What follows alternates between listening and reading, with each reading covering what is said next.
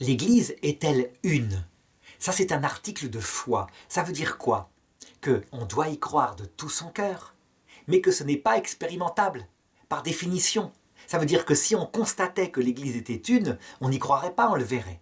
On constate que les chrétiens sont divisés entre eux, non seulement en d'églises différentes, mais même dans la même Église, entre des courants, des sensibilités qui se battent. Et ce, dès le début de l'Église, il y a eu des dissensions dont saint Paul se fait témoin, avec des apôtres très fervents qui évangélisaient pour en même temps lui piquer les églises que lui-même avait évangélisées. Donc voilà. Est-ce que l'Église est une? Article de foi, oui, elle est une. Comment l'expliquer? C'est simple.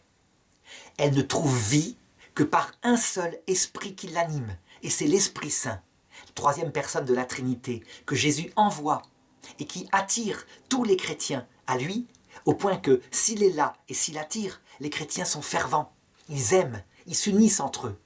Et si l'Esprit Saint se recule, pour laisser aux hommes d'église et aux fidèles un temps de désert, c'est comme si tout mourait, tout se délite. Les gens n'ont plus envie d'aller à la messe, les gens se replient sur leurs loisirs, etc.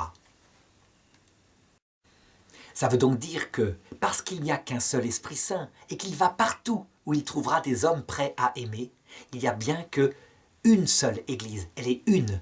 Elle est appelée évidemment à le réaliser extérieurement, à l'heure de la mort, lorsque le Christ apparaîtra, accompagné des saints et des anges, donc de l'Église céleste, à tous les hommes un par un. Je dirais que là, non seulement l'Église sera une, mais ceux qui ne font pas partie de l'Église actuellement, et qui sont de bonne volonté, les bouddhistes, les athées, en voyant le Christ dans ce passage qu'est la mort, et non pas après la mort, c'est la mort qui est un passage, eh bien ils entreront dans l'Église une. Donc nous devons le croire, l'Église est une parce qu'il n'y a qu'un seul Sauveur, le Christ, un seul Esprit Saint, qui l'anime. Et extérieurement, comme nous sommes pécheurs, c'est l'inverse qui se voit.